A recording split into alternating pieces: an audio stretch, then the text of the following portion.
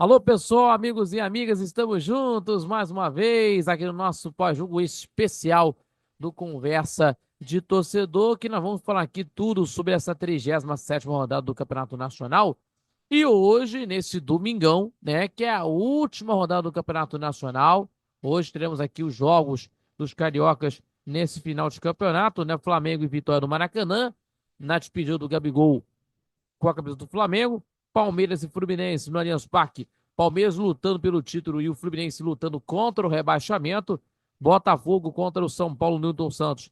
O empate garante a equipe botafoguense ao tricampeonato brasileiro de futebol e o Cuiabá contra o Vasco na Arena Pantanal para cumprir tabela, o Vasco na Sul-Americana em 2025. Nós vamos falar aqui muito sobre esses assuntos, vamos falar aqui também sobre a rodada de número 37 do Campeonato Brasileiro, com a vitória do time do Vasco contra o Atlético Mineiro.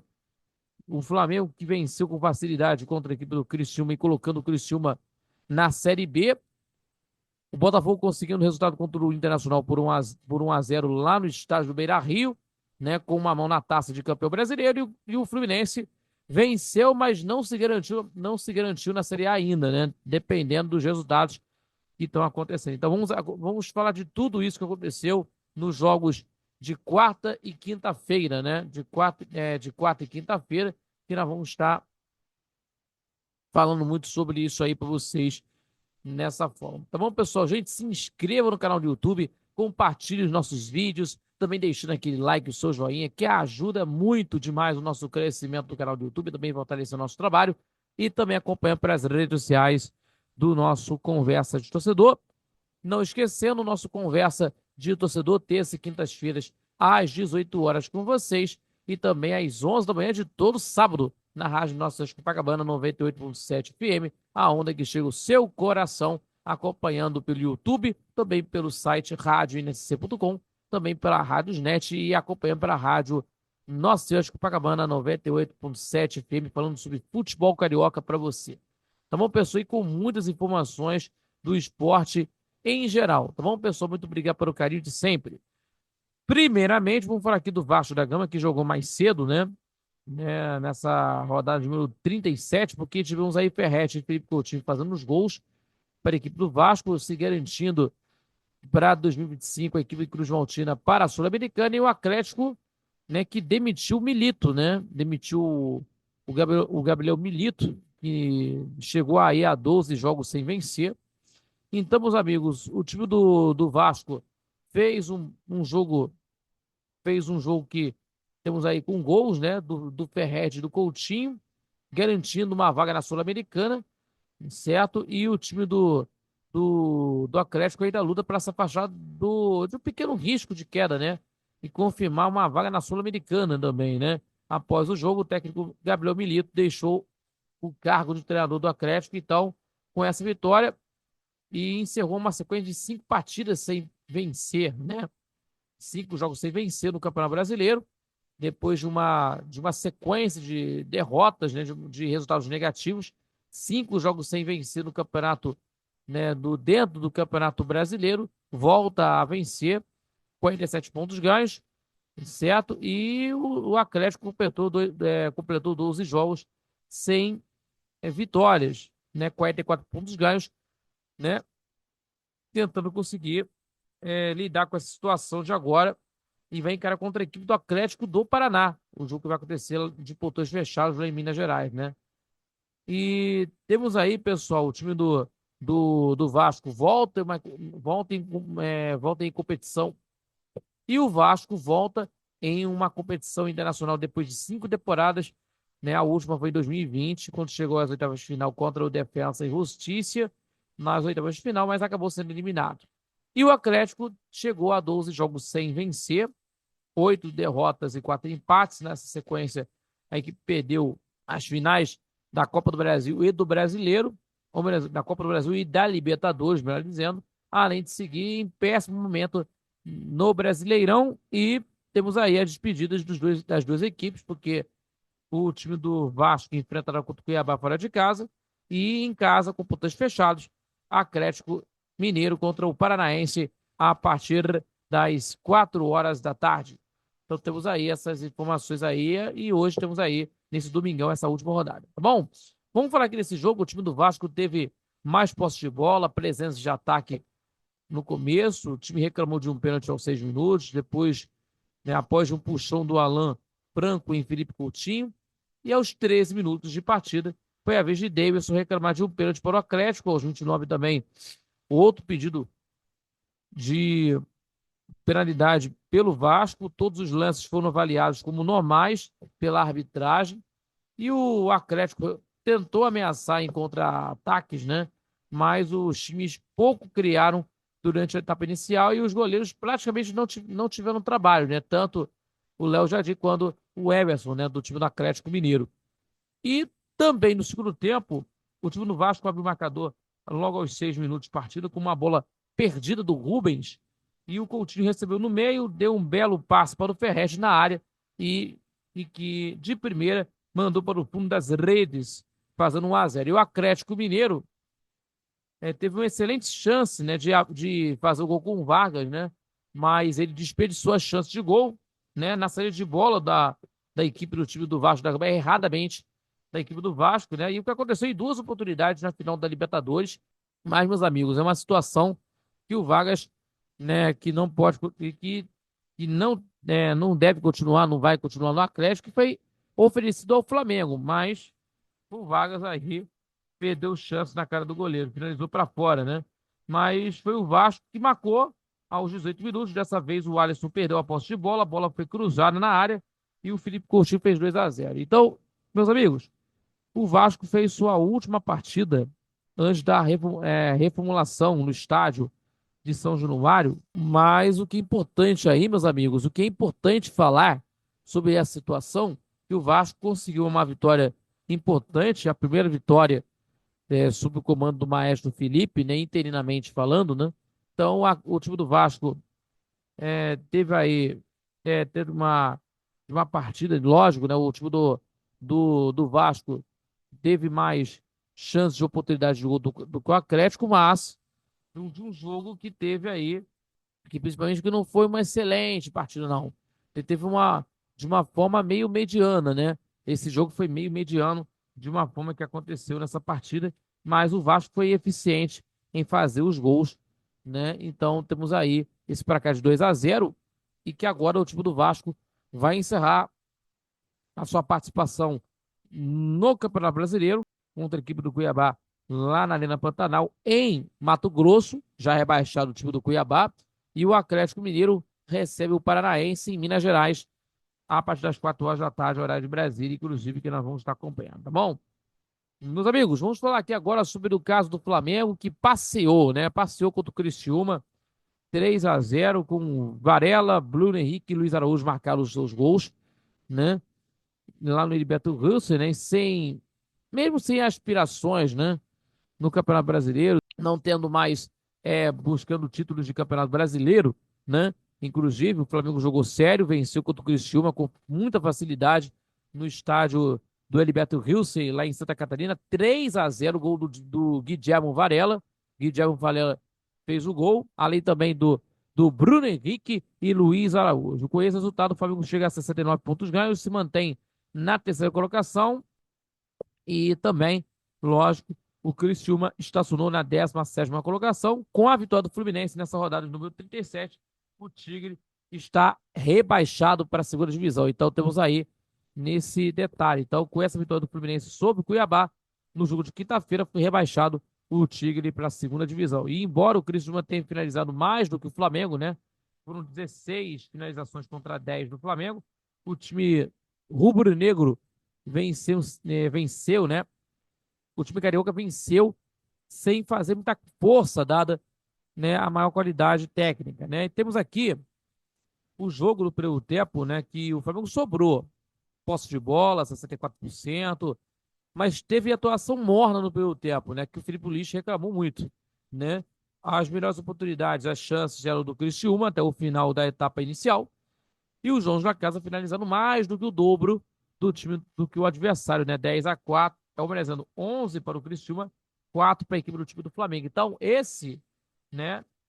dessas finalizações com o Bolazier em um chute forte, E o Arthur Kaique, por exemplo, também com uma carimbada na trave, né? Após uma entregada do Matheus Gonçalves, né? Do time do Flamengo, que deram um trabalho, certo? E no último ataque do Flamengo, na etapa inicial, né? Porém, saiu um golaço do time do Flamengo. Bruno Henrique deu um lindo passe para para o Ayrton Lucas, né? Por baixo, né? Em que deu uma bonita cavadinha, que deu uma bonita cavada, né? Cavadinha, né? Para o meio da área. E o Varela chegou, né? E soltou a bomba de primeira para fazer 1-0. Então, o time do Flamengo conseguiu fazer o gol. E no intervalo de partida, né? No intervalo de jogo, o Claudio Tencati resolveu levar o Criciúma para frente, né? E se deu mal. E colocou dois jogadores lentos, né? No setor de ataque, né? No meio de campo, no caso do Marquinhos Gabriel e do Felipe Viseu, ex-Flamengo, inclusive. O que fez a equipe perder o volume apresentado na etapa inicial. E o Felipe Luiz, por sua vez, fez bem ao colocar o Luiz Araújo, né? De volta aos campos depois de um longo período. Voltou muito bem. Michael também, né? E depois de 2 meses, né, sem atuar, né?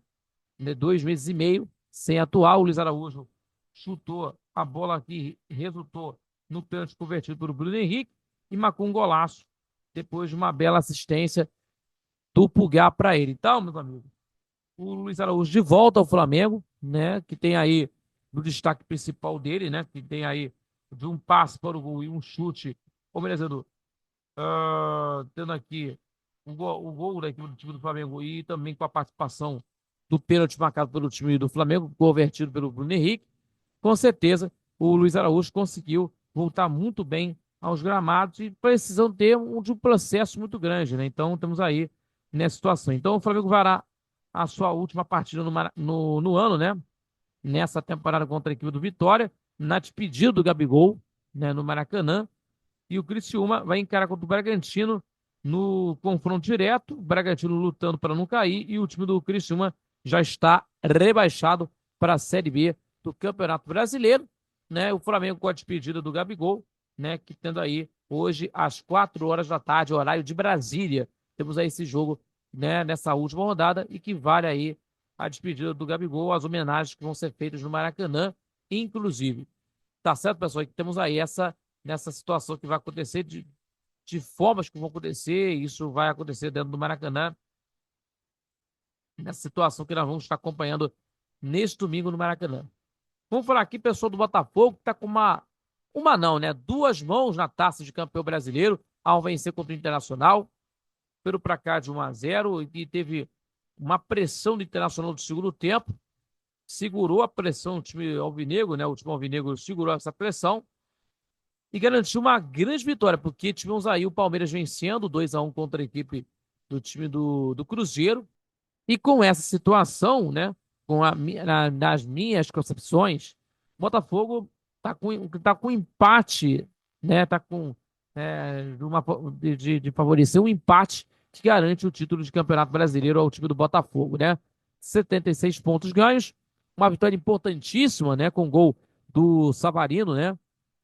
E com a vitória do Palmeiras de virada contra o Cruzeiro, então tá aberto para essa última rodada. O time do Palmeiras está com 73 pontos ganhos.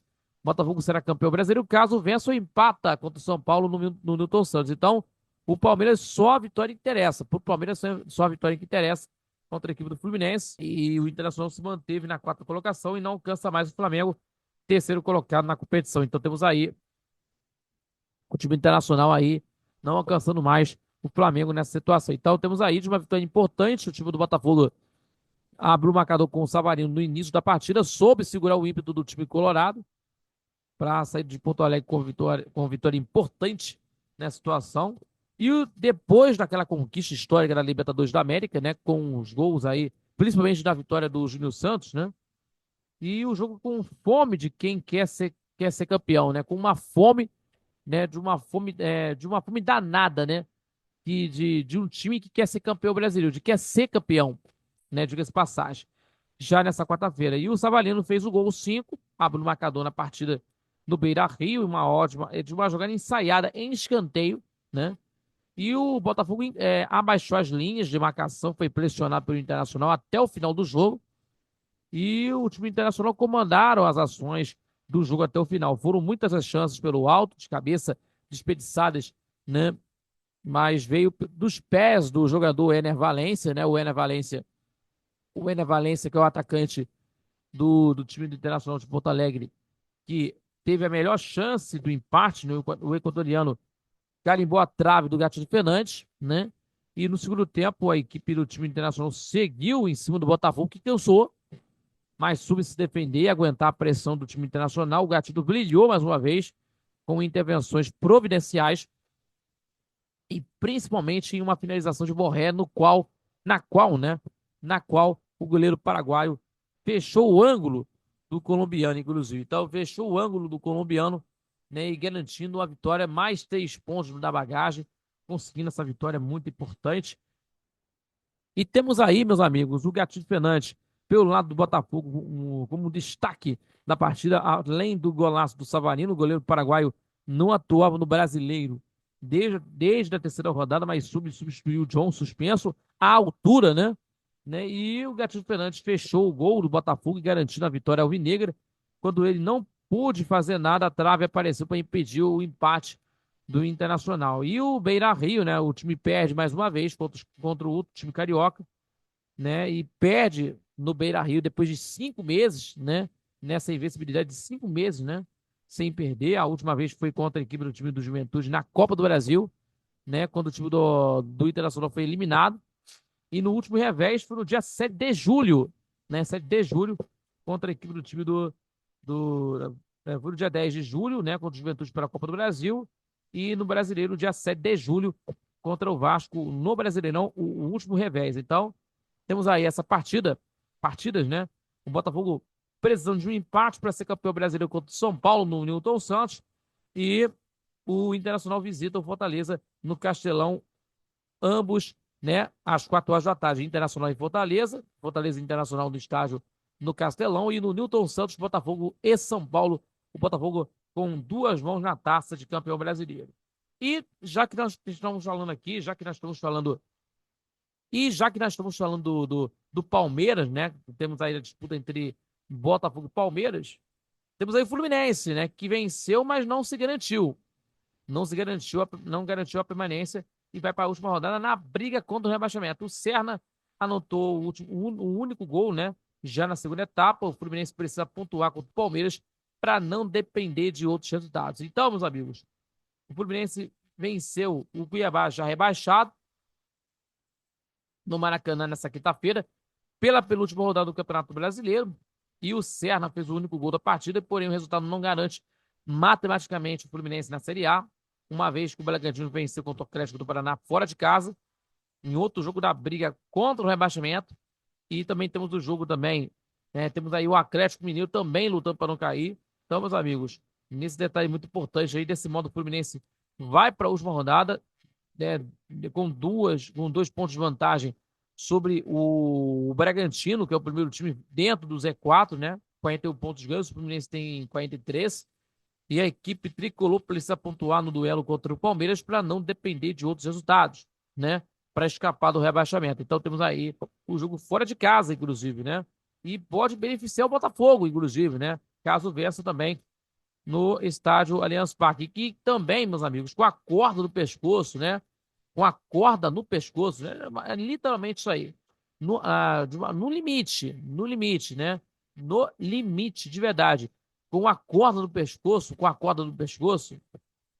o Fluminense aproveitou o embalo da torcida, se lançou ao ataque durante a primeira etapa. O tricolor teve controle da posse de bola, boas oportunidades apareceram de abrir o marcador na primeira etapa. E a primeira em disputa de Lima, cara a cara com o Walter, né? Aos 23 minutos, que culminou o pênalti para o Fluminense e por pé alto, né? Do goleiro Walter, do time do Cuiabá, no rosto do camisa 45 e na cobrança da penalidade máxima.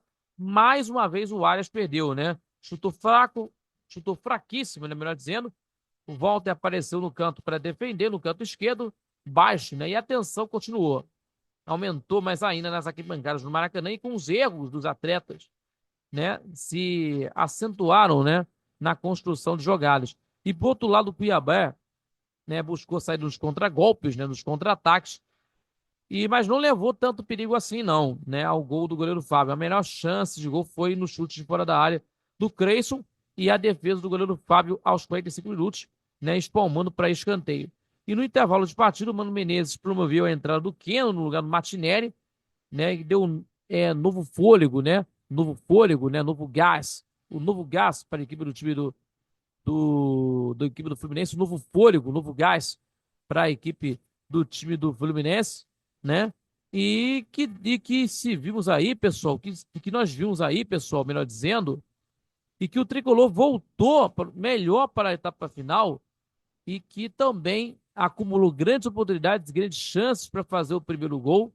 E a primeira logo aos 4 minutos com o Serna, depois com o Lima aos 12 e o volume ofensivo deu resultado e o gol saiu aos 14 minutos na segunda etapa, no lance aí do Keno, que arriscou uma bomba de fora da área, uma bomba, né, de fora da área, né, de fora da área e para a grande defesa do Walter e no rebote o Senna finalizou dentro da área para fazer o gol e balançando as redes e com o resultado na mão, o Fluminense controlou o restante do jogo, não foi muito ameaçado pela equipe do time do Cuiabá e acabou terminando o jogo com um placar desse modo, pelo placar de 1-0, né? Em que temos aí o Fluminense precisando de uma vitória necessária na última rodada, sem depender de. Com a vitória, o Fluminense se garante para se livrar de vez da Série B. Com o empate ou a derrota, ou um empate, uma derrota, aí tem que ter os resultados que tem que ter uma combinação de resultados que possa favorecer, né? O se empatar ou vencer, garante a permanência. Garante a permanência do Campeonato Brasileiro para a equipe do time Fluminense. Se perder, depende de outros resultados. Por exemplo, um tropeço do Bragantino contra a equipe do time contra a equipe do time do Criciúma. O Bragantino de um tropeço da equipe paulista contra a equipe do time do Criciúma. Ou uma derrota do Atlético do Paraná diante do Atlético Mineiro. Então temos aí os jogos aí, né? O Fluminense fora de casa encara contra o Palmeiras e o Cuiabá em casa contra o Vasco, encerrando a sua temporada, né, a partir das 4 horas da tarde, horário de Brasília. Todos os jogos às 4 horas da tarde, que vocês não podem perder essa última rodada que vai ser concluída a procissão do Campeonato Brasileiro de 380 jogos do Campeonato Brasileiro, que vai ser concluída neste domingo e também teremos aqui o pós-jogo especial logo após a rodada final do Campeonato Brasileiro. Tá bom, pessoal? Então é isso, meus amigos. Muito obrigado pela companhia e mais um pós-jogo aqui do Conversa de Torcedor, né? Se inscreva, compartilhe nossos vídeos e deixando aquele like esperto, seu joinha, que ajuda muito demais o nosso crescimento do canal do YouTube, é claro, fortalecendo o nosso trabalho e também acompanhando também pelas redes sociais do Conversa de Torcedor. E não esquecendo o nosso Conversa de Torcedor Notícias, terça e quintas-feiras, às 18 horas e também aos sábados, o nosso programa ao vivo, às 11 da manhã, pela rádio Nossa Senhora de Copacabana, 98.7 FM, a onda que chega ao seu coração no YouTube, no site radioNSC.com, repito, no YouTube, no site radioNSC.com, pela Rádio Net, também acompanhando também pela rádio Nossa Senhora de Copacabana, 98.7 FM, para você que está acompanhando tudo sobre futebol carioca, brasileiro e no esporte em geral. Tá bom, pessoal? Muito obrigado a todos pela companhia e até o pós-jogo da última rodada no Campeonato Brasileiro aqui no canal do YouTube do Conversa de Torcedor. E logo mais estaremos juntos com vocês. Até lá, fique com Deus e valeu, galera! Valeu!